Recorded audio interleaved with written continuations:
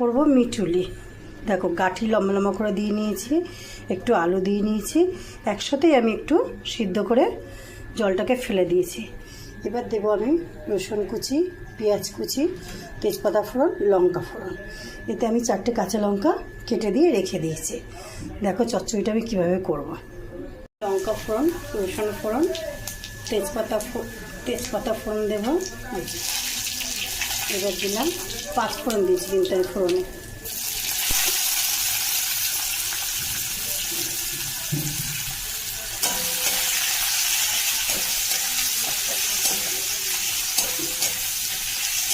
আমি কিন্তু এতে কিন্তু বেশি কিছু সবজি দিইনি, দেখেই নিয়েছো 4টে গাঁঠি দিয়েছি আর আলু, ব্যাস আর কিছু না।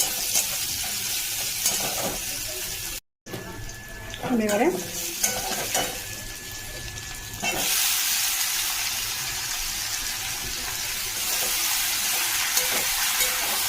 এটা আমি অল্প করে নুন দিয়েছিলাম।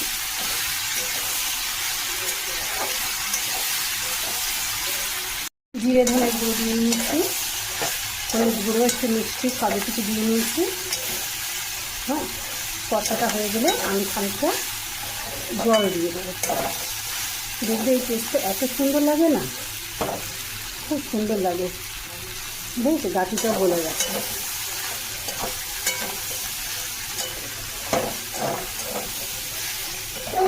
ব্যাস এইভাবে আমি খানিকটা জল দিয়ে দেবো। জল দিয়ে আমি চাপা দিয়ে রেখে দেবো। আমার চচ্চড়িটা কী সুন্দর হয়ে গেছে, কিন্তু আমি এরকম একটু মাখা মাখা রাখবো, টেনে যাবে যেহেতু গাঠি আছে না।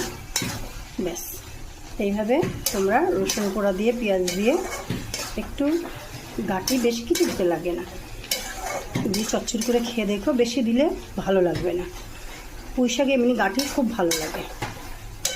ব্যাস আমার রান্নাটা কমপ্লিট। এবার আমি চাপা দিয়ে রেখে দেবো। দেখো দেখতেও কত সুন্দর হয়েছে, আর একটু মজুক।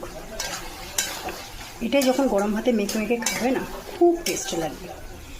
এটাও কিন্তু পুরোনো দিনের রান্না, এখনকার দিনে কেউ এরকম খাবে বলো?